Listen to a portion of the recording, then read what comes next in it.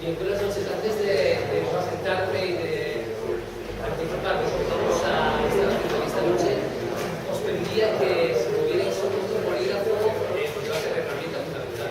Todo lo demás lo hemos puesto nosotros encima de la mesa, pero vais a tener que tomar muchas notas y vais a tener que poneros a prueba. Prohibido meterse en la oreja, bolígrafo. Encima de la mesa y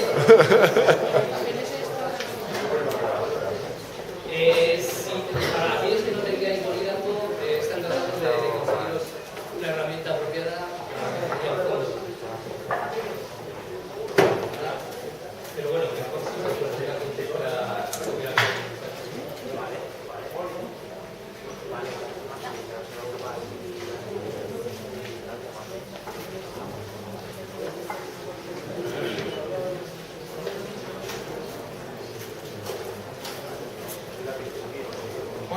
Poco a poco vais ganando todos los bolígrafos. Otra de las cosas que casi imprescindibles en toda cata es la de los comillos, ese trocito de pan seco, pero tampoco lo vais a tener, por lo cual que vayáis contentando lo que tenéis encima de la mesa, que son simplemente, bueno, lo iré explicando un poquito a poco. No son centros de mesa, porque son bastante suficientemente feos para...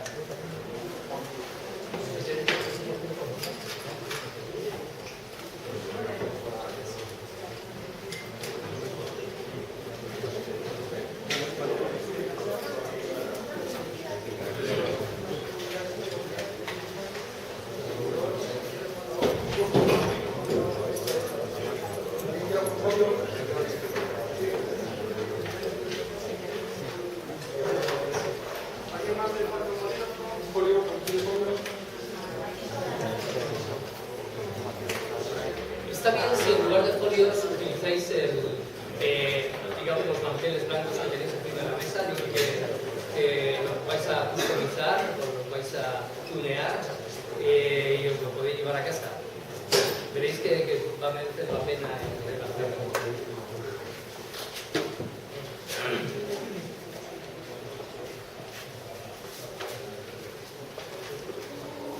Bien, nada, buenas noches. De nuevo, mi nombre es Antonio Casado, soy periodista y cazador forestre, ¿verdad? Siempre lo digo, porque el motivo fundamental de mi estancia en este pequeño estrado de esta noche es el de ayudarnos a comunicar, ¿vale? Es realmente mi única obsesión desde que ingresé en este sector, que es el del vino, ya hace más de 15 años. ¿Vale? Fundamental, creo que todos vosotros sois capaces de comunicar en torno al vino, que es algo a lo que la gente no se atreve habitualmente, que cuando queremos contar a nuestros amigos que hemos ligado la noche anterior con un chico o una chica, siempre tenemos un montón de palabras y tenemos un montón de descripciones, y a la hora de contar el vino, pues decimos, no, era blanco y me gustó y estaba muy bien, o era tinto y pues estaba de puta madre. Quiero que vayamos un poquito más allá y por eso a estas reuniones no les llamo cursos de cata, porque no son cursos de cata, son simplemente talleres sensoriales. Lo que os decía de los centros de mesa, no todos lo tenéis, pero bueno, podéis pedirlo a los de atrás, es un poco a modo de recurso.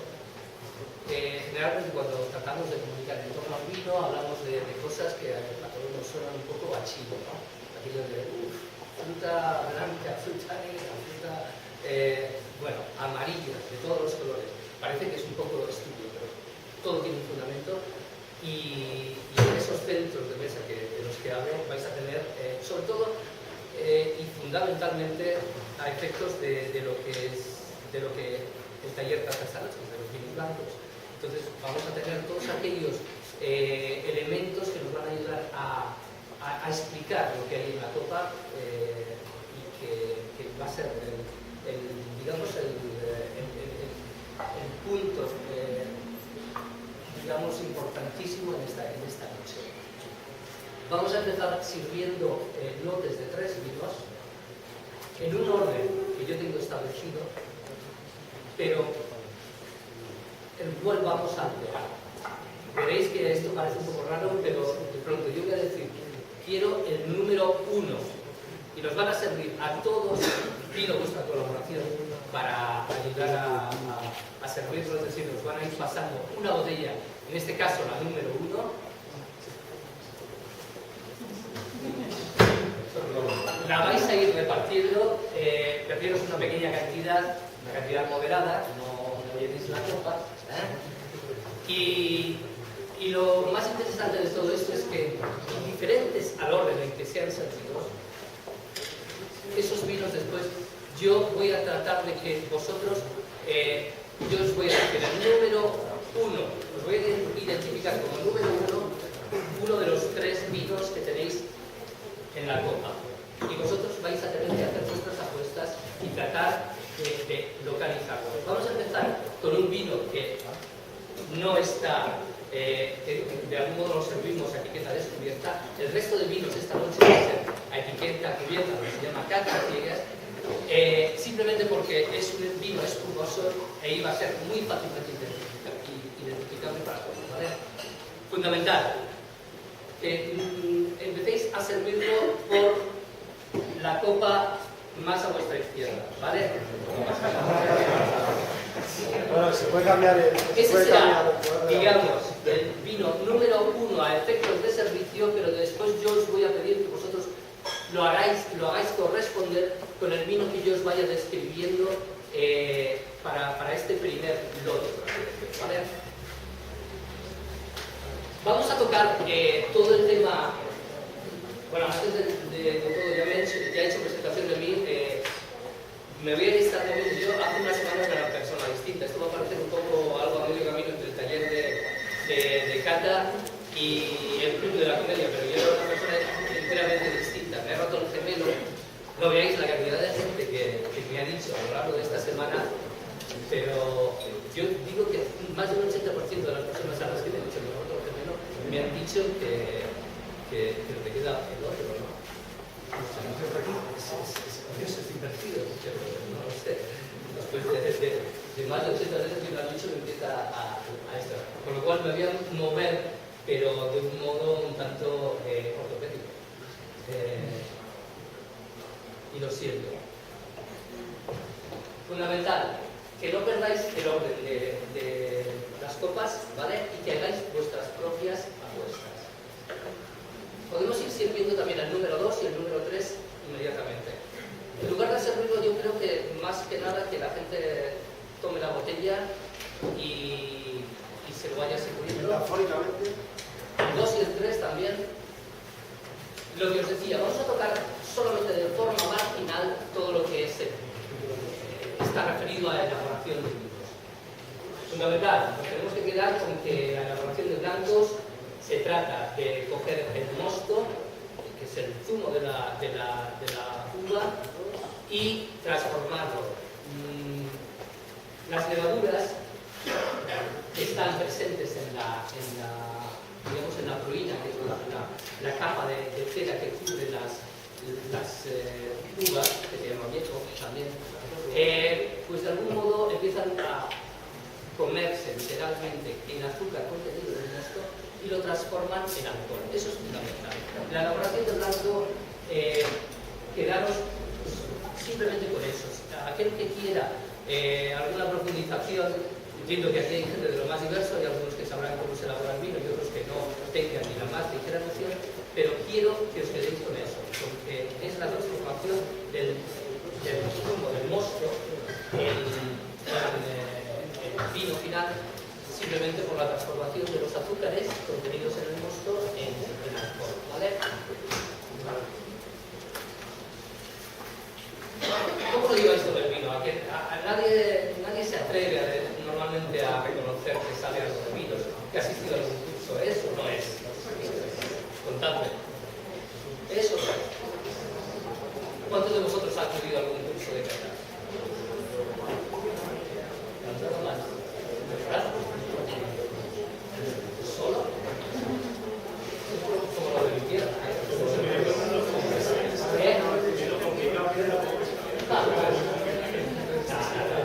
No es cierto.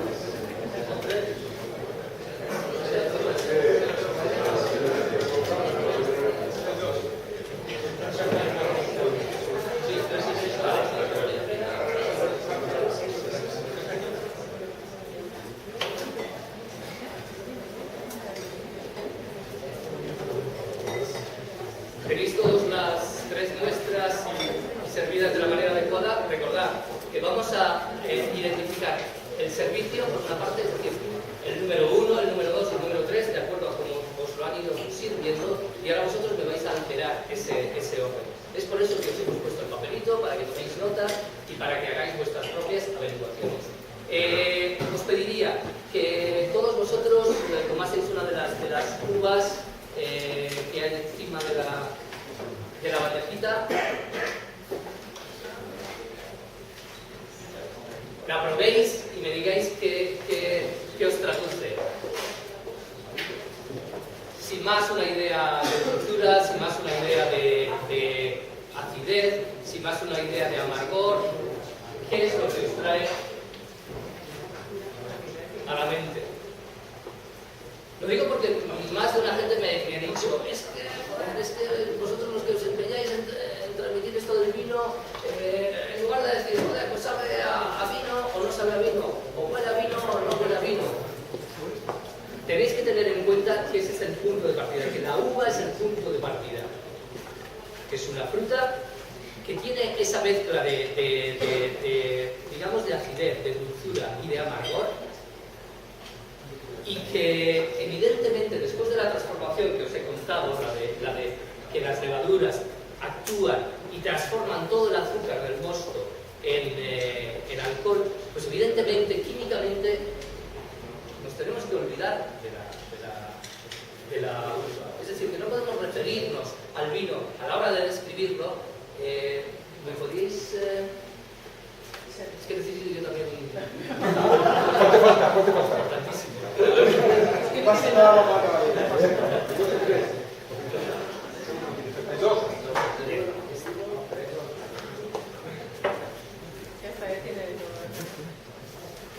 Ese es el 1, ese es el 1.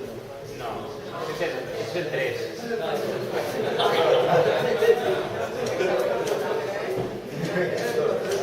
el 3.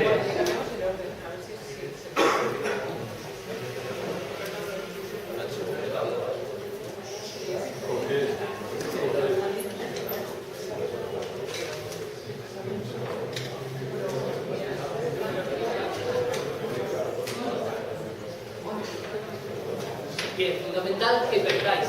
A la hora de referiros a estos vinos, tenéis que describirlo, como os he dicho antes. Tratar de traducírselo a una persona a la que, con un amigo vuestro, a que veis al día siguiente. Oye, pues tomé anoche un vino, muy bien, podéis decir, de puta madre, pero con estas notas y con estas otras notas. Vamos a descubrirlo simplemente con este primer bloque. Os propongo que de los tres vinos que os he servido, aquel que identificaréis como número 1 sea el siguiente vino. Un vino del año. ¿Alguien sabe cuál es la añada en curso? Es decir, si vais a pedir un vino joven, un vino del año, ¿qué añada tenéis que tener explicitada en la etiqueta? Muy bien, eso es. Generalmente se conoce como vino del año aquel que es de la añada en curso, de la añada corriente, es decir, uvas que han sido vendimiadas a partir de agosto, septiembre, octubre en algunos casos, del 2010, que se han convertido en vino y que después llegan de algún modo a su fin, justamente con la nueva añada, es decir, que a partir del verano difícilmente aguantan. Aquella idea de crianza, que es un poquito cómo vamos a construir el curso de esta noche, el taller de cata de esta noche, es la idea de vino joven, blanco y adentrado en las nuevas formas de crianza que hay para ellos, es decir, para hacerlos durar en el tiempo, para que puedan ser consumidos no solamente hasta un poquito después del verano de 2011, sino más allá. Bien, el primero de los vinos que os pido que identifiquéis, de los tres, podéis ponerlos, podéis probarlos, podéis hacer lo que queráis con ellos, echarlos por encima en algunos casos. Es un vino del año, es un vino joven, es un 2010, ¿vale?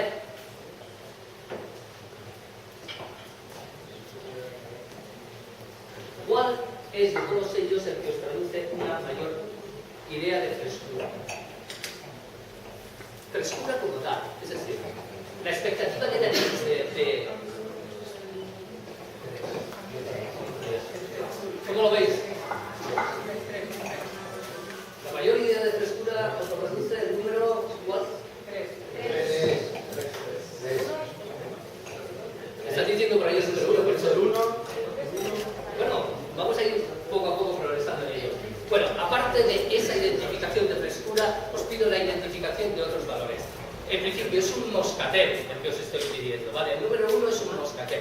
Es una uva de mesa que es a la vez uva de mesa y uva de vinificación. No todas las uvas son susceptibles de producir vino, pero la moscatel es curiosamente una de nuestras grandes uvas nacionales y que es susceptible de ser uva de mesa, es decir, ser comestible y encima de la mesa con los postres y a la vez de elaboración. ¿Dónde identificáis valores que os recuerden a esa uva? ¿Lo habéis tomado? Algunos.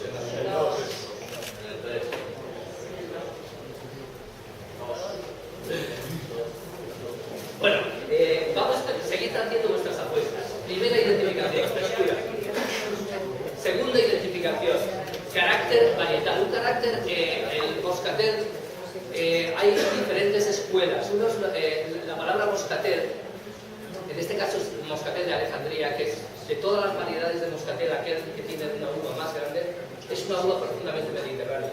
Pero, sobre todo, hay algunos que dicen que proviene de la idea de mosca, porque las moscas se acercan a la uva moscatel, pero las moscas se acercan también a otro tipo de cosas que nada tienen que ver con el vino.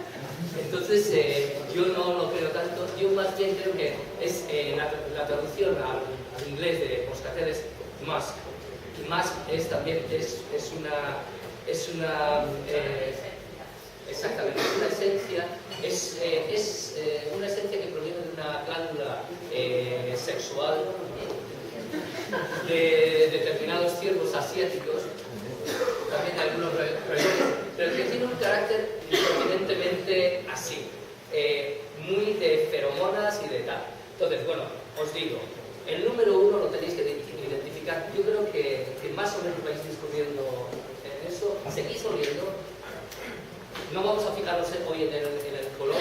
Generalmente el color se percibe contra una superficie blanca a 45 grados, pero no nos interesa tanto porque no tenemos las condiciones adecuadas para esto.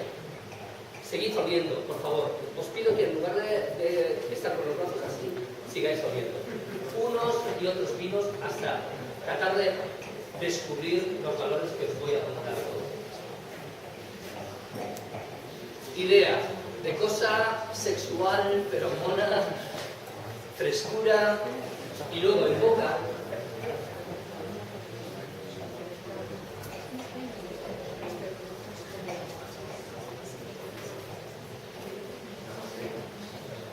De nuevo, tendréis frescura,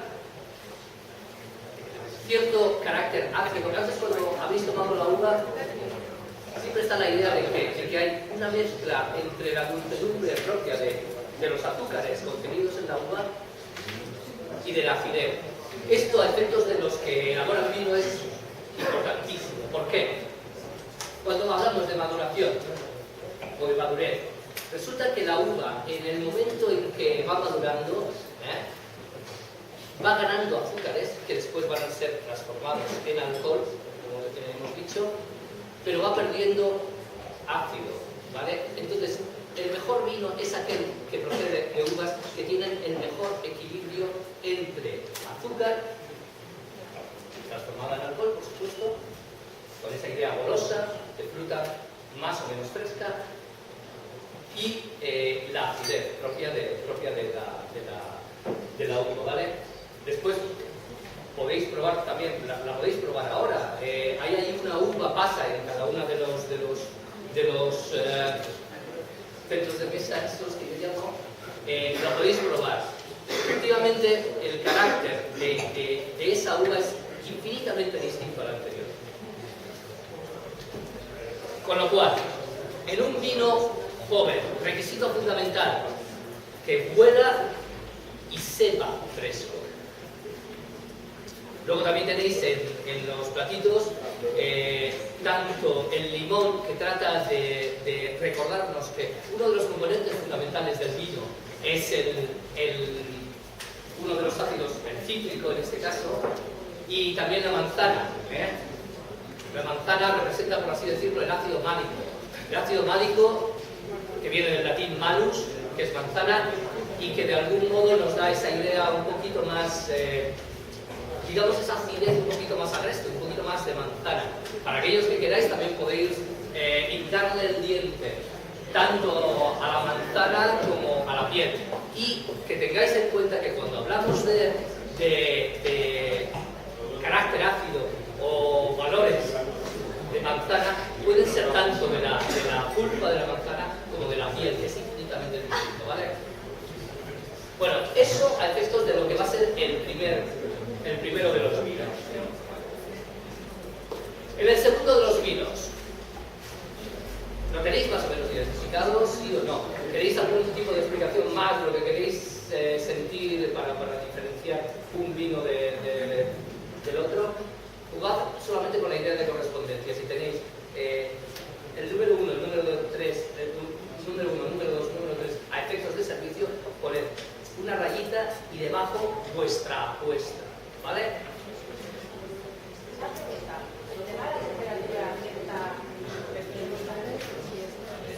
Estamos en un Madrid que hoy ha alcanzado cerca de los 40.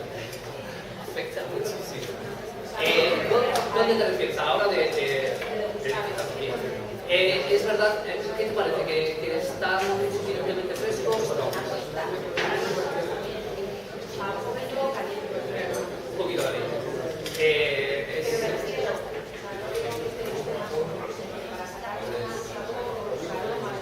Yo creo que han sido servidos a una temperatura muy apropiada para percibir todo ese tipo de valores.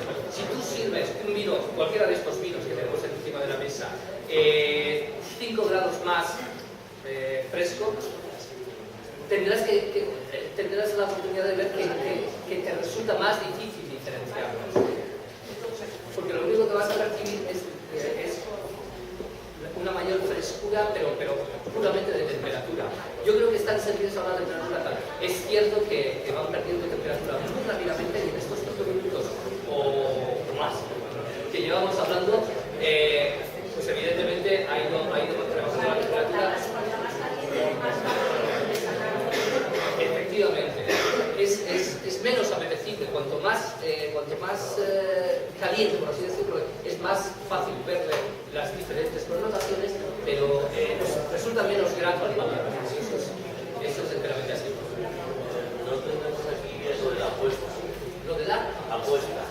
No, vamos a ver, que han sido servidos los vinos en 1, 2 y 3. Es decir, que empezando por la izquierda podéis marcarlo como el primero de los vinos a la izquierda como el número 1, el segundo como el número 2 y el tercero como el número 3. Ahora, vuestra apuesta va a ir inmediatamente por debajo de ese número. Tú ahora vas a decir, pues el número 1 se corresponde con el que Antonio identifica como número 2. ¿Vale? Pero está hablando de esas identificadas. He hablado solamente de dos. Con lo cual, vosotros ponéis en el mantelito número 1 debajo del primero a vuestra izquierda. Número 2 en el del medio, número 3 en el de la derecha. ¿Vale? Y en fin, ahora yo os pido que me identifiquéis el número 1. Estaremos la correspondencia al final de este lote, ¿vale? Bien, el que yo os pido que identifiquéis como número 2, dime. No, estoy diciendo.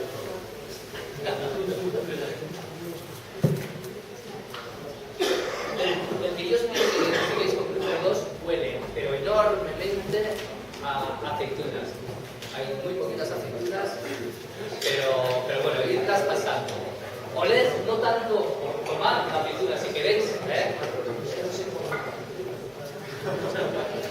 Ahí está. Pero de verdad os pido que incluso pilléis una de las aceitunas. Estoy pidiendo que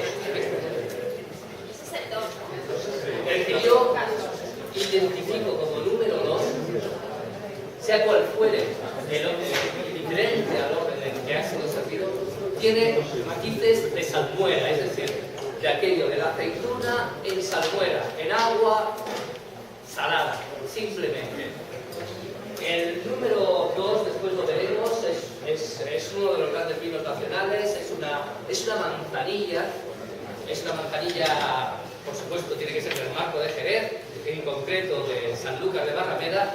Solamente es manzanilla si viene o ha sido criado en Sanlúcar de Barrameda.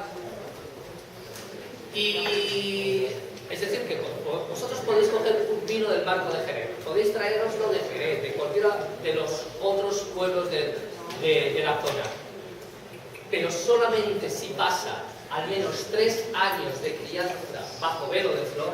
Esto es ¿cuántos de vosotros reconocéis qué quiero decir cuando digo velo de flor? Os he dicho antes que hay algo importantísimo en esto del vino. Evidentemente, este es un vino que no es del año, no es un vino joven, no tiene digamos, la frescura que tenía el que tenéis que identificar como número 1. ¿Qué pasa con estos vinos? Que la crianza es fundamental. ¿Y qué es la crianza? La crianza es...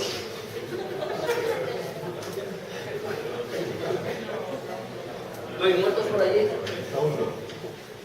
Bien, la crianza es algo fundamental.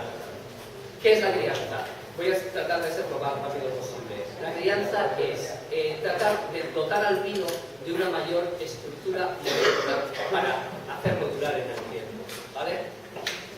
Es decir, que tratándose de vinos blancos, queremos darle crianza, la podemos meter en barricas de roble durante una determinada cantidad de tiempo, de tal manera que las moléculas del vino, ¿sabes?, tengan mayor volumen, mayor carácter y puedan durar en el tiempo. El vino joven, el problema es que las moléculas son demasiado pequeñitas, no las vemos nunca. Si son grandes o pequeñas, no sé si diferente porque no las podemos ver. Pero de algún modo la crianza es lo que pinta toda la diferencia. ¿Y qué pasa con los vinos de Jerez? Que para mí son los grandes vinos nacionales y grandes vinos del mundo, que tienen al menos siempre 3 años de crianza biológica, que se llama bajo velo de flor. ¿Qué es la crianza biológica bajo velo de flor? Nosotros hacemos el vino tal y como hemos hecho en el caso del primero de los vinos. Resulta que por las condiciones naturales de la zona de Jerez se crea una especie de nata encima del vino. Esto es por la acción de determinados hongos que crecen en el vino. ¿Eso qué es lo que hace? Que protege al vino de la oxidación, pero además, y es yo creo importantísimo, va adelgazando el vino. ¿Qué es eso de adelgazar el vino? Es decir, que estos hongos tienen que vivir de algo. Y una vez que han acabado con todo el azúcar, que es de lo que se alimentan de levaduras y hongos, pues siguen tirando de glicerina y demás. Entonces la idea del vino fino, siempre hemos oído hablar de los vinos finos, es fundamentalmente eso. un vino adelgazado, porque la glicerina, que es uno de los componentes fundamentales del vino, también ha sido digamos, el alimento de este hongo durante 3 años, al menos. Entonces, ¿qué pasa con esto? Que va a tener un carácter enteramente distinto. Tiene crianza biológica bajo velo de flor y va a tener mucho más el carácter. En lugar de fruta, olvidaros de la fruta, no se puede describir el vino, el número 2, bajo digamos, la categoría de vino afrutado. No busquéis el vino afrutado, ¿vale? ¿Qué pasa con esto? Que tenéis que buscar otro tipo de carácter. El primero y fundamental es el de la levadura. Tenéis un trocito de levadura encima de los platos, ¿vale? Oledla, si os atrevéis.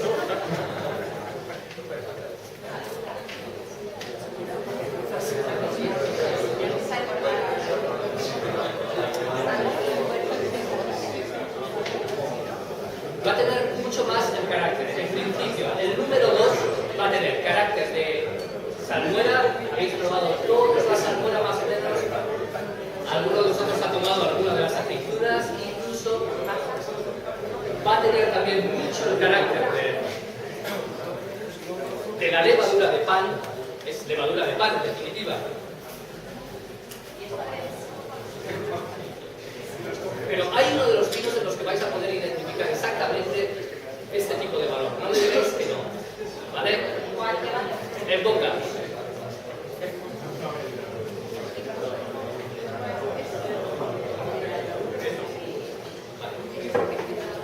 Podéis utilizar, aquellos que tengáis una herramienta a mano, hay wifi en toda la zona, por lo cual, si queréis es Utopicus -QS, ¿vale? Bien. En boca, el vino del que os estoy hablando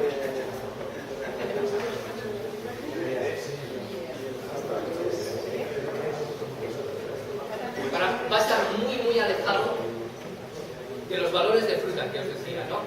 Olvidaos de la manzana, olvidaos del limón, olvidaos del plátano, olvidaos de la uva misma. Buscad esencialmente un carácter salino.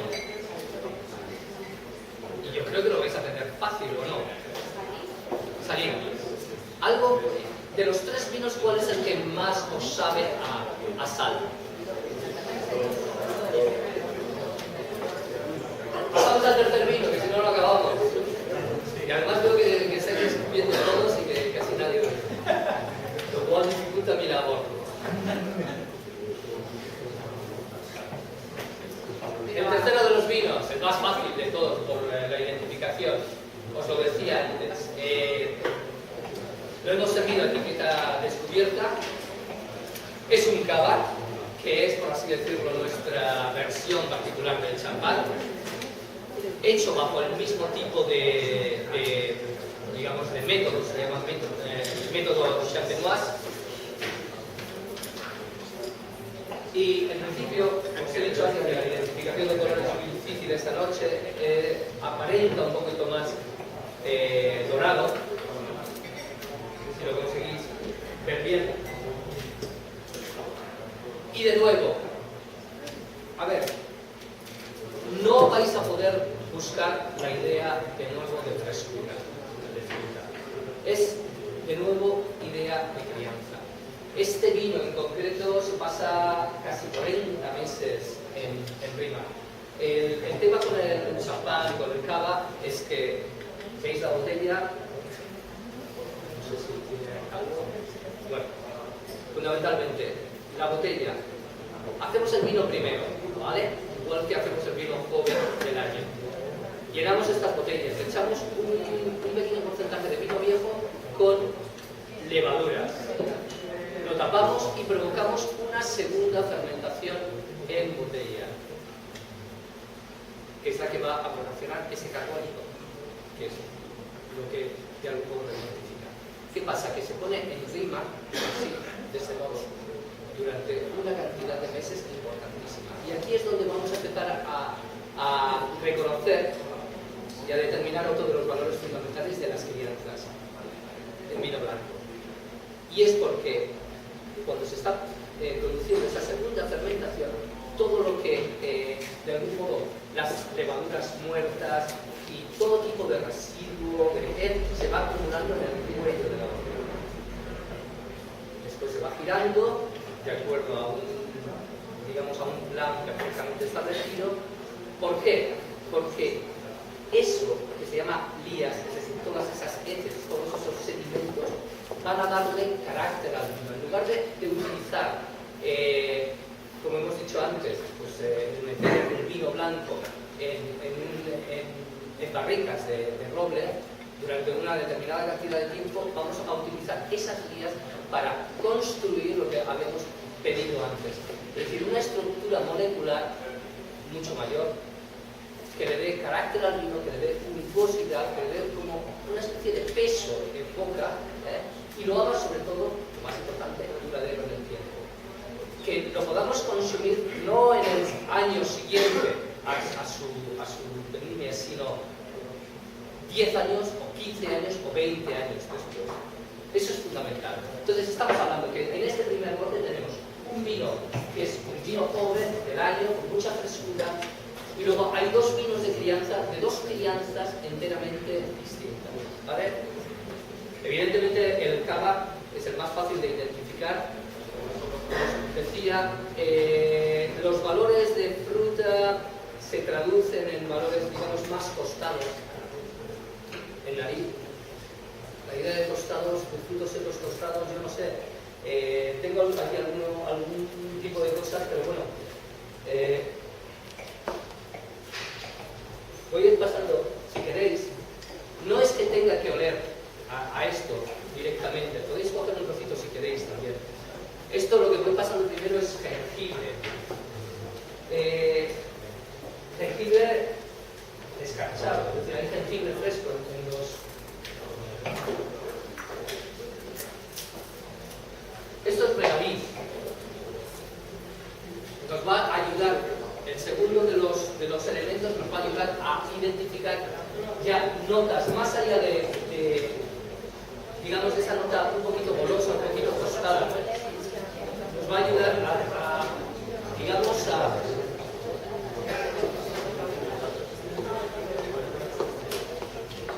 para que entendamos el vino,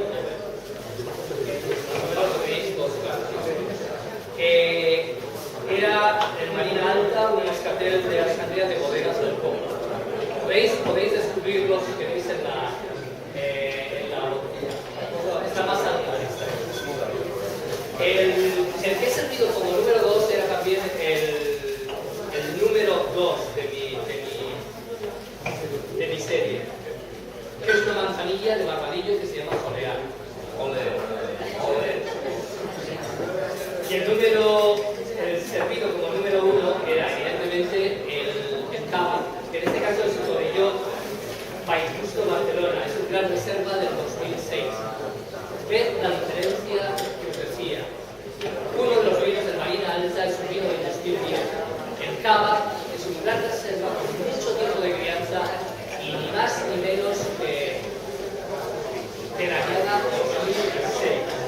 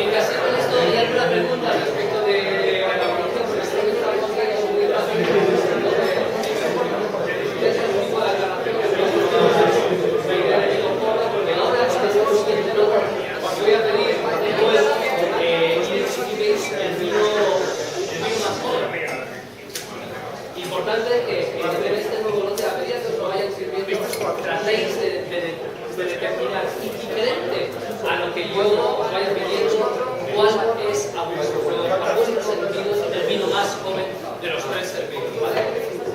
Es decir, os lo anticipo.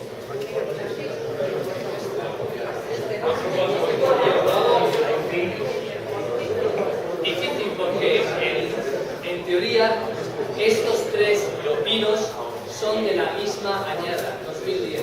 Lo que pasa es que cada uno a su modo, uno es vino del año fresco, frutoso, el otro tiene un pequeño envejecimiento simplemente con lías, que son meses, sedimentos, y el tercero de ellos va a tener una fermentación en barrica. ¿Qué significa eso? Realmente el vino del año se hace en acero inoxidable, depósitos enormes de acero inoxidable, y no ven la madera.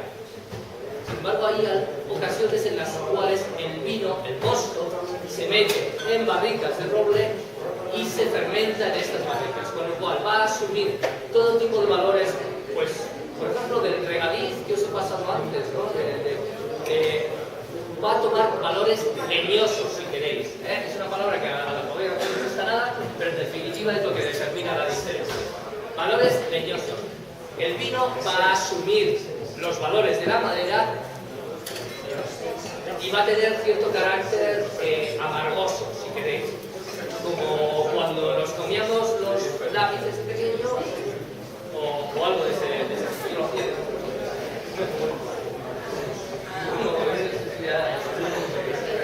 No sé, hablando de cosas de la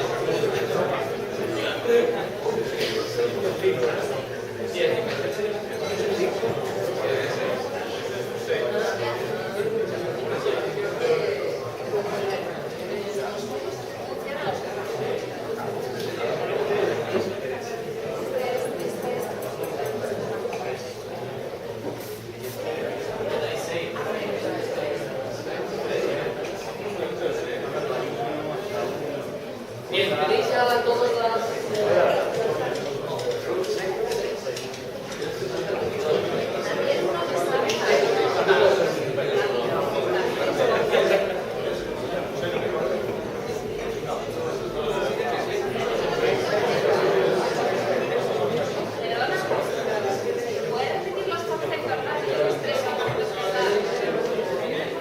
En este lote vamos a tener tres vinos de la misma añada.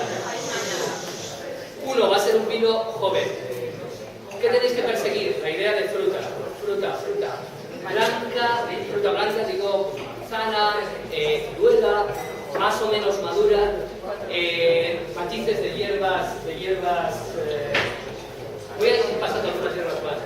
Generalmente las que mejor corresponden a la naturaleza de estos vinos es las hierbas que yo llamo animonadas, que son la hierba luisa, la melisa, la verbena. Mira, aquí por ejemplo va a pasar la melisa, ¿vale? No le preguntéis porque no sabe responder, la melisa. Después va a pasar la hierba luisa, que es la que tiene una hoja más grande. Pero para que veáis que es efectivamente cierto que las hierbas son las que mejor representan el carácter de los vinos. Efectos sensoriales, que es lo que nos interesa. Entonces, el primero de ellos va a tener un carácter mucho más de fruta madura, más o menos madura.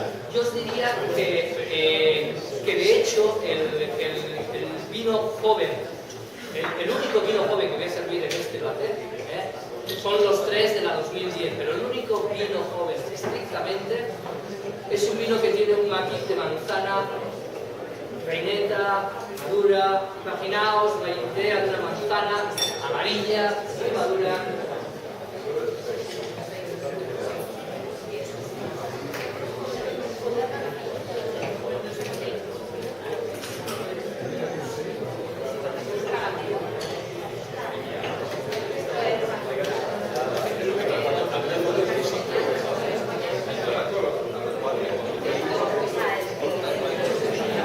El segundo de los conceptos es, no lo vamos a percibir tanto en nariz.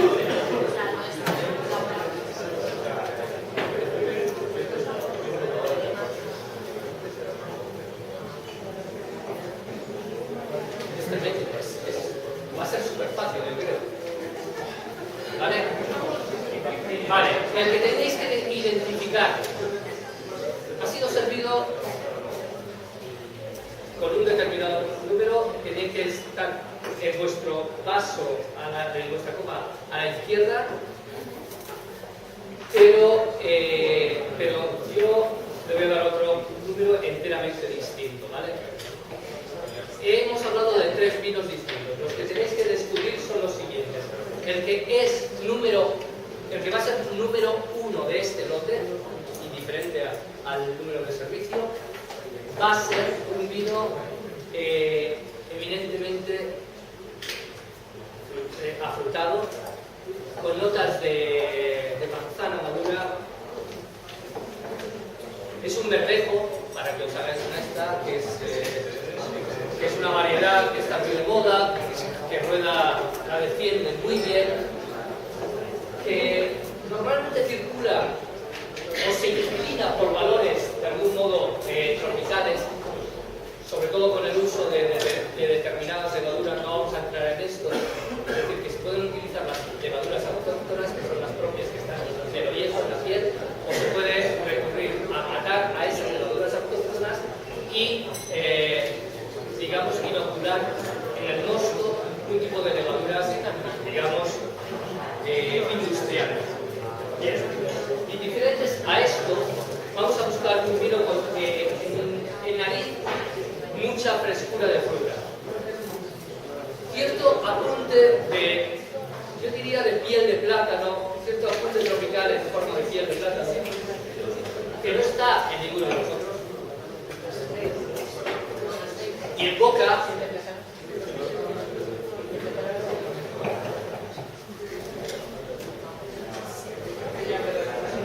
luego mucha frescura, una marcada acidez que nos hace el vino refrescante. Nos gusta la acidez. Yo estoy, con ese país yo estoy absolutamente alucinado, porque resulta que en este país a nadie le gustan las cosas amargas. No me gusta. Después el gin tonic se convierte en la bebida es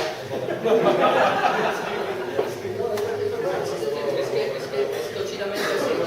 A nadie le gusta lo amargo, todo el mundo quiere su puntito de dulce, pero después a la hora de la verdad todo el mundo quiere gin tonic.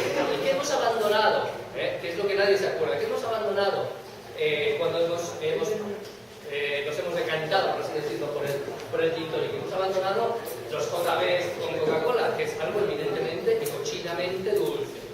Entonces, vamos a ver, si yo te pregunto así, me dices, no, a mí lo dulce, no. Y luego a la hora de la verdad, estás consumiendo un gin tonic con un saco y feliz con él. Bueno, esto aparte. El vino que yo quiero que me identifiquéis como número 2 es súper sencillo. Es un vino que es un verdejo. Si el primero de los que os pido que identifiquéis es un verdejo, sin más, este es un verdejo fermentado en barrica. ¿Qué va a tener? Notas dulces en nariz, notas que lo relacionan con las vainillas, las canelas, los tostados. Es súper fácil. ¿Cuál es el que os traduce una mayor idea de dulce? De los tres. Ponedlos alternativamente, no tengáis miedo, no os detengáis en un solo vino mucho rato, porque de algún modo os bloqueáis. Alternando los vinos, sin perder la posición original, ¿vale? Yo creo que está súper sencillo.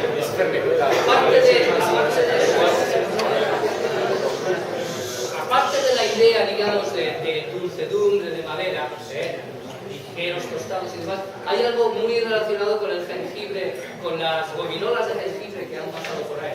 Si hace falta, las pasáis a la inversa para que todo el mundo las vuelva a oler. Pero en el que yo os pido que identifiquéis como número 2, deben estar esos valores que aproximan al vino más que a la idea a la fruta original, la uva primera verde que habéis tomado, más a los valores de por ejemplo, la uva pasa, que no necesariamente o declaradamente uva pasas, que os pido, si todavía quedan por ahí uvas pasas, que las volváis a poner, pero sí de algún modo más próximos a ellos. Y el vino que os pido que identifiquéis como número 3 es un Chacolí, también del 2010.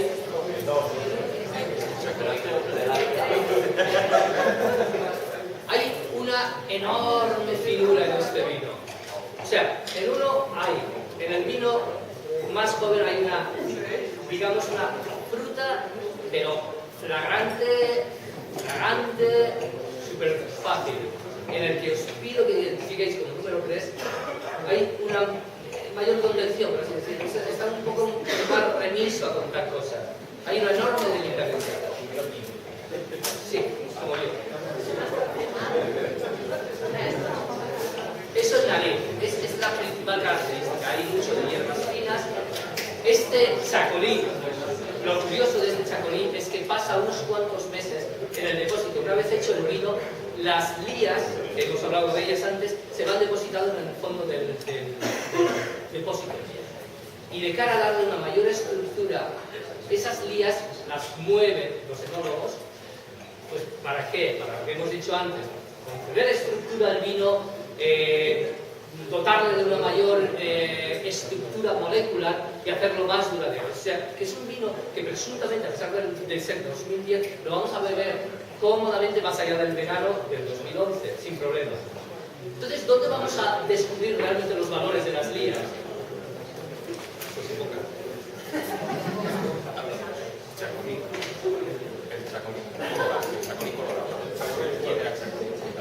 Y en boca, frente al vino joven, que tenía la nariz y declaradamente tal, va a tener mucha mayor estructura, un punto de untuosidad, como lo entendemos, ¿no? Es decir, que prácticamente camina en la dirección de los vinos dulces. ¿Habéis probado vinos dulces en alguna ocasión?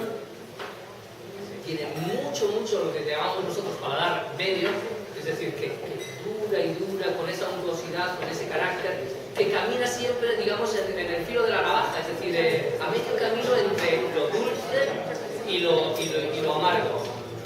Y sin embargo, al final nos sale con un matiz tremendamente ácido y una potencia y una estructura tremenda. Cuando hablamos de potencia y de estructura, ¿qué es eso?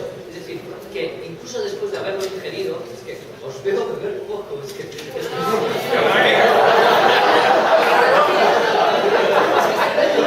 escuchándome a mí no vais a saber nada. O sea, beber de uno y de otro, como si bebéis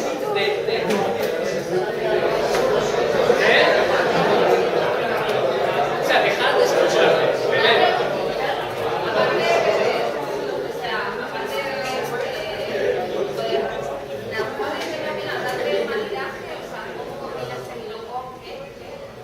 Si quieres, hablamos de ello en el momento en que hagamos la pausa para servir los 3 próximos y hayamos identificado cada uno de los 3 vinos. ¿Os parece? Venga, si os parece bien, si lo tenéis medianamente claro, vamos a tratar de que defendáis que, indiferente al servicio, que ha sido 4, 5 y 6, los 3 primeros, cuál es mi primer vino, cuál es mi segundo vino y cuál es mi tercer vino. ¿Cuál de los 3, a ver quién se atreve, cuál de los 3 es el vino joven, sin más? Adjudicado. El vino joven, sin más, es el número 1, que es Villa Narcisa Javier Sanz. Ha sido premiadísimo en este 2010 en diferentes concursos nacionales e internacionales. Bueno, era el que bien, ¿quién se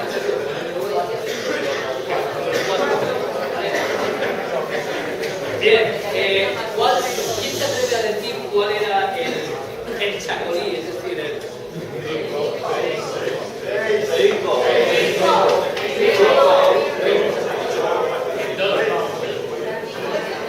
el chacolí era el número 5.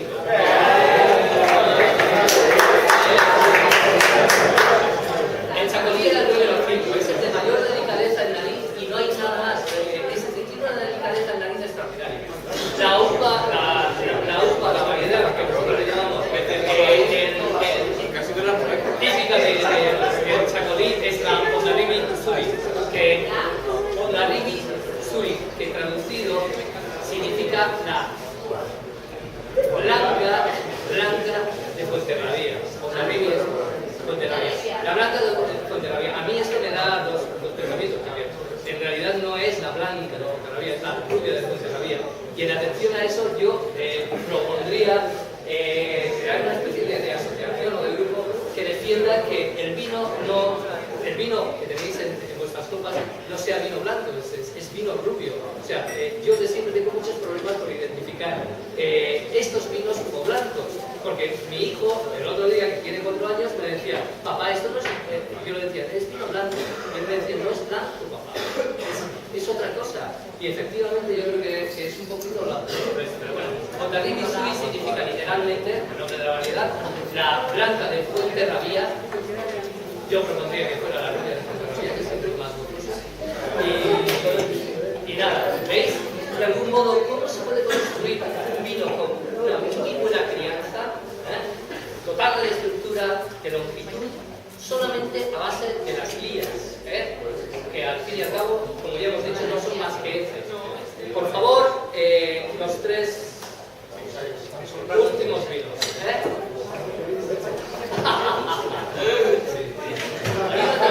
Hay una cerveza que es heces. Llevo bebiendo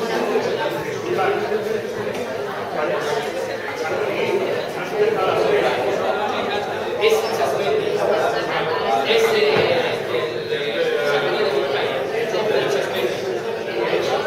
y Chasmendi está curiosamente en las noticias últimamente porque el hijo de Arcadio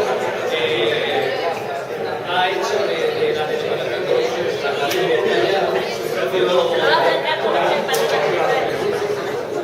estaba en las noticias la semana pasada.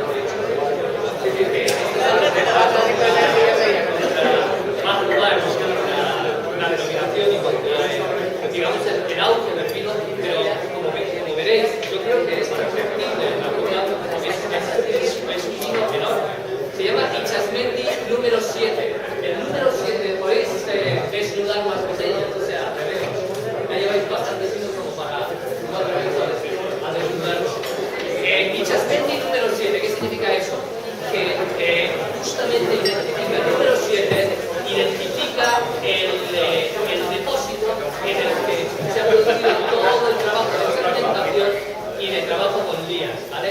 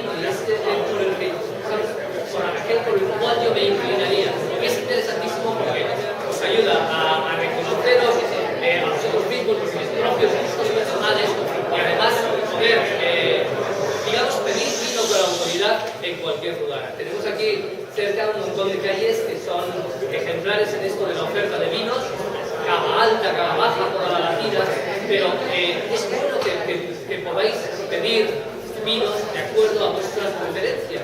Y aquí es donde se gesta las preferencias. Es decir, en la identificación de los valores que os gustan y que no os gustan de determinados vinos. Por ejemplo, en atención al vino que hemos catado antes, que era fermentado en barrica, habrá gente que diga, es que yo un fermentado en barrica nunca más. Quiero que el vino me sepa vino, fruta, no sé qué, no sé cuánto. Evidentemente, la fermentación en barrica altera enormemente el carácter sensorial del vino. Le añade valores relacionados con el roble, con esa dulzura y cremosidad típica del roble, la pequeñilla y demás, pero de algún modo hay algo que oculta, y es la expresión de fruta, con la cual, como os decía, ¿cuál es vuestro gusto personal después de este pequeño recorrido por el plato?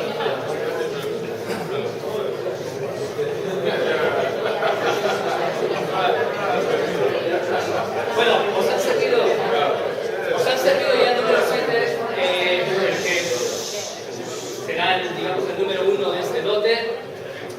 El número 7, el vino que ya os han servido en algunos casos un par de ellos, pero bueno, pensad, una sola cuestión, olvidaos de todo lo demás, pensad a qué vino de todos los que hemos tratado esta noche os recuerda. ¿Cuál? La nariz, exclusivamente la nariz, el número 1 de este lote. 6. ¿Quién ha dicho Moscatel? Fenomenal, muy bien. Muy bien. ¿Veis?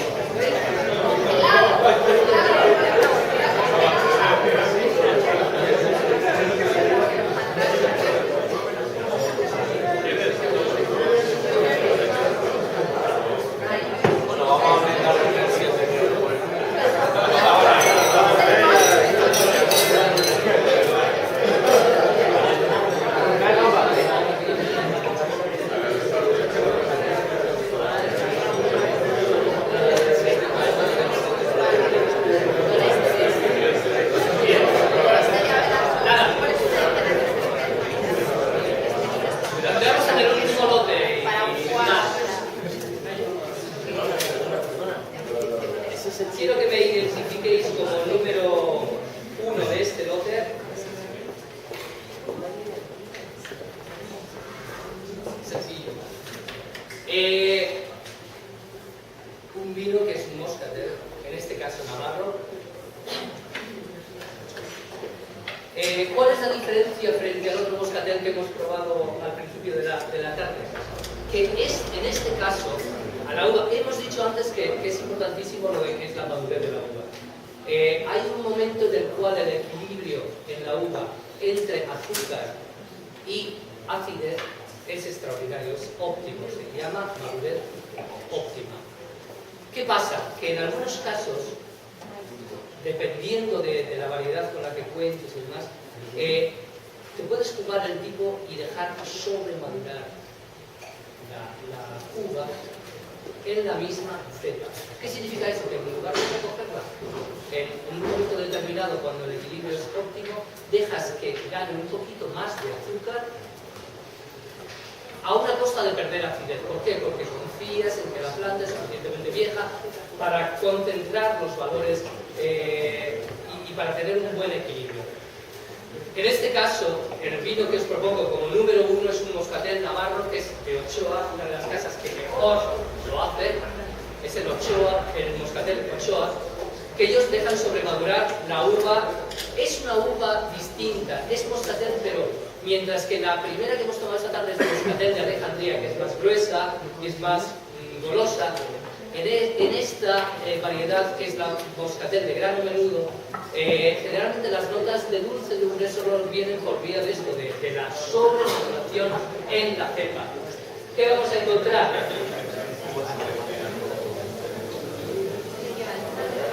Pues valores esencialmente de moscatel, de lo que os decía antes, ese punto a medio camino entre hay una cosa que lo identifica muy bien, que es la citronela. Yo no sé si recordáis estos matamoscas de antes que utilizaban la citronela, que tiene ese punto ligeramente alimonado, pero también ligeramente floral.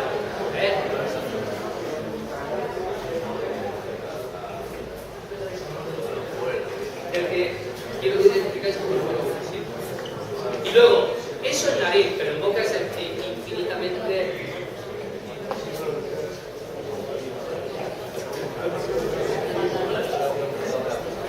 Es sumamente sencillo identificar ese número 1 porque si bien la nariz nos puede despistar y nos apunta hierbecitas, nos apunta no sé qué, la boca es dulce, pero una dulzura de salida, digamos, en el paladar último, tiene ese punto de frescura y de acidez. Eso no es fácil reconocerlo, ¿sí o no? Bien, el que quiero que reconozcáis como vino número 2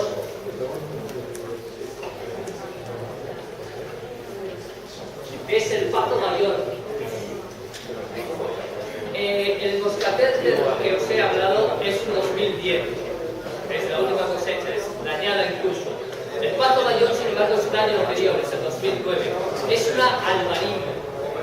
El Pazo Mayor pertenecía a los Oubiña. Ah, sí, exacto. Aquí esto lo voy a empezar, pero lo voy a mover. Bien, el Pazo Mayor pertenecía a los Oubiña, pero ahora pertenece a una cooperativa de cambados que está haciendo un trabajo realmente extraordinario. Estamos tratando de adivinar Condes de Albarell. Conoceréis seguramente el Condes de Albarell, el albariño del Condes de Albarell, que es un albariño muy interesante.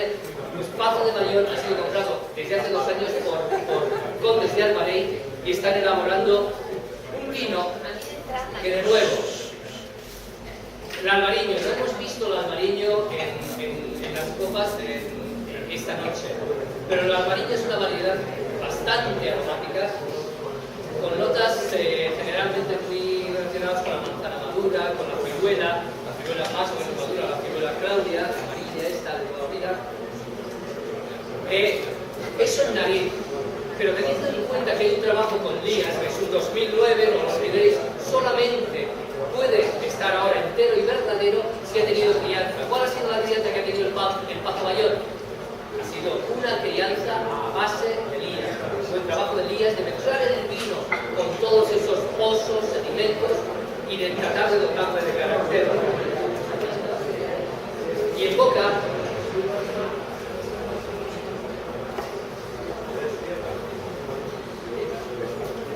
no llega a la untuosidad del dulce primero que hemos tomado, pero tiene su potencia, su fundamento, su volumen.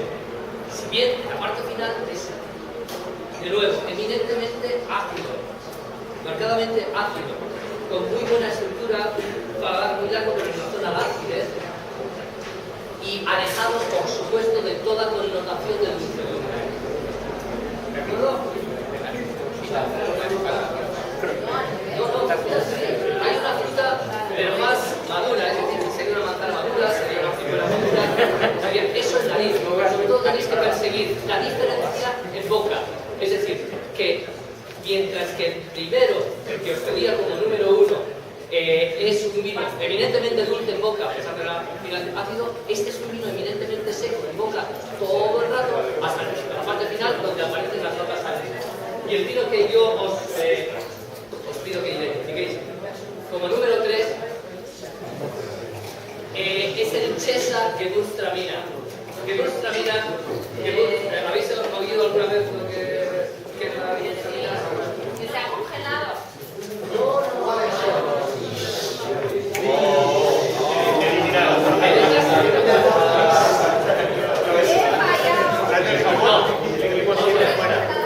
La Gewürztraminer es una variedad alsaciana y alemana que, ¿sabéis lo que significa Gewürz?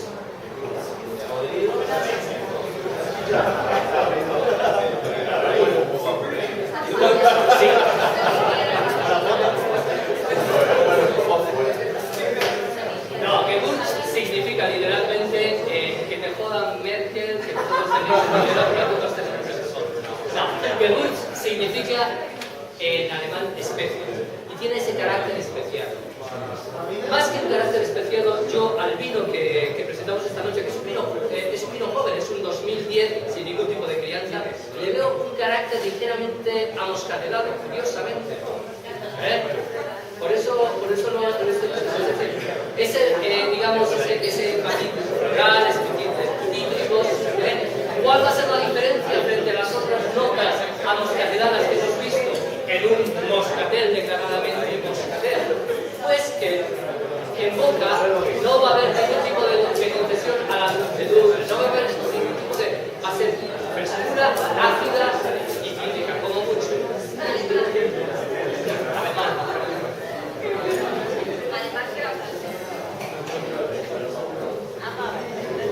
Y es efectivamente así.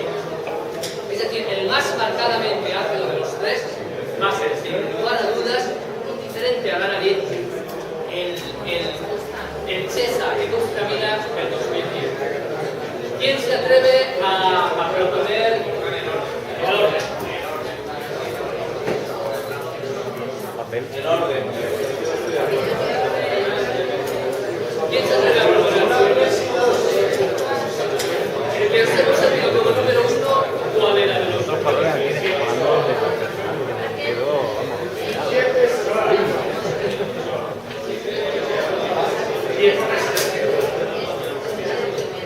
El 7 era el número importante. El Pato Bayón, que sería esta botella tan bonita, tan alemana. ¿De Rías Baixas? ¿Cuál os atrevéis a decir que era?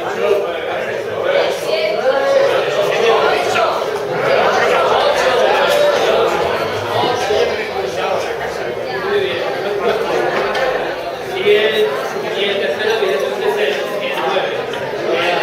Esa que se termina en la ¿qué es eso? El dulce es el moscatel de Ochoa.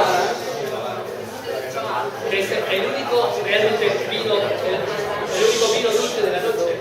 Como os decía, es un 2010, pero curiosamente para que percibáis cuál es la diferencia. ¿Recordáis, por ejemplo, la moscatel es una variedad que también está muy presente en Málaga, por ejemplo, la provincia de Málaga? En la provincia de Málaga se hacían unos moscateles que estaban elaborados a partir de las uvas pasas. ¿Habéis tenido uvas pasas en la bandeja? ¿Las habéis podido probar? Vinos eminentemente dulces.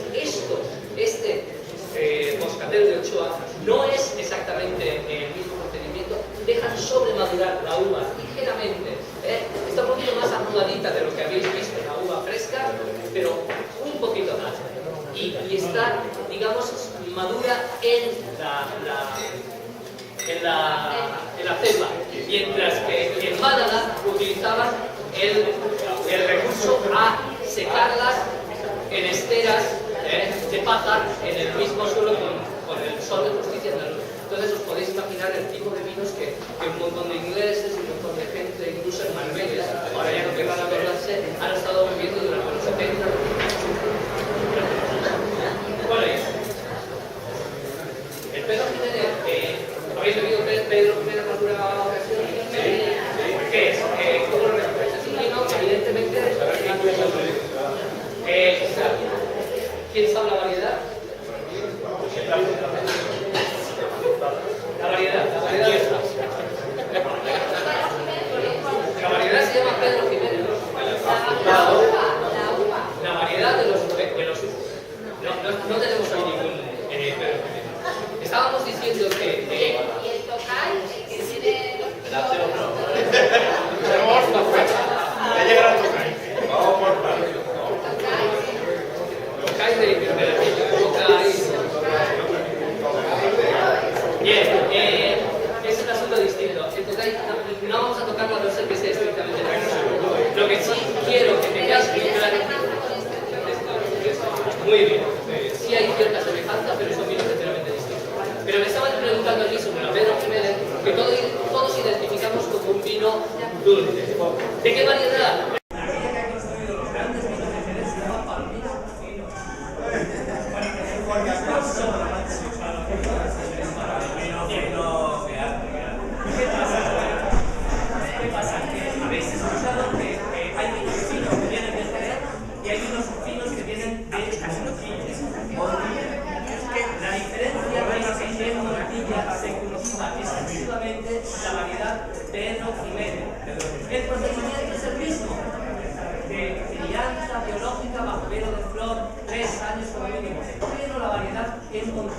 Fiesta, Pedro Jiménez y el Ahora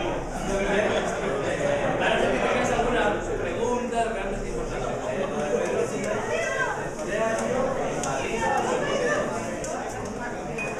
En Pedro Jiménez, lo que conocemos como vino dulce de Pedro Jiménez es la variedad, la uva Pedro Jiménez secada al sol y elaborada. Entonces es un vino tremendamente denso, tremendamente dulce, con unos matices tostados que provienen de precisamente esos. Probad si tenéis alguna uva pasa más. Es decir, ese matiz amargoso, eso es lo típico de la Pedro Jiménez, del Pedro Jiménez como vino, que es fundamentalmente venga de Jerez o venga de Montilla, siempre es vino dulce hecho con uvas pasas, ¿vale? Pero recordad que en Montilla podéis encontrar vinos secos, frescos, que provengan de la Pedro Jiménez, con lo cual no confundáis. La Pedro Jiménez es una variedad de uvas. Sí, y el Ochoa, la variedad es la Moscatel de Alejandría. Es la de Navarra, ese bueno de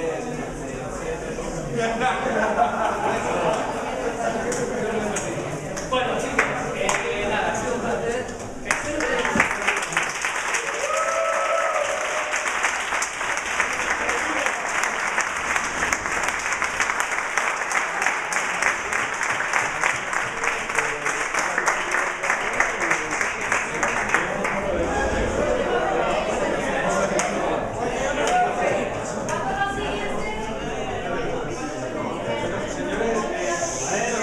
Espero que muchas gracias Antonio Casado por habernos dado la charla que nos ha dado. Como sabéis, yo tengo el blog vendervino.com, que lo que trato de ayudar a las bodegas pues, a comercializar y a promover su vino a través de internet, ¿no? Muchísimas gracias a Utopicus, a Juan, a Rafa y a Yago y a todos vosotros porque me habéis echado una mano y sin vosotros no hubiera podido hacer. Y bueno, pues esto es lo que hay. Muchísimas gracias a todos y la próxima.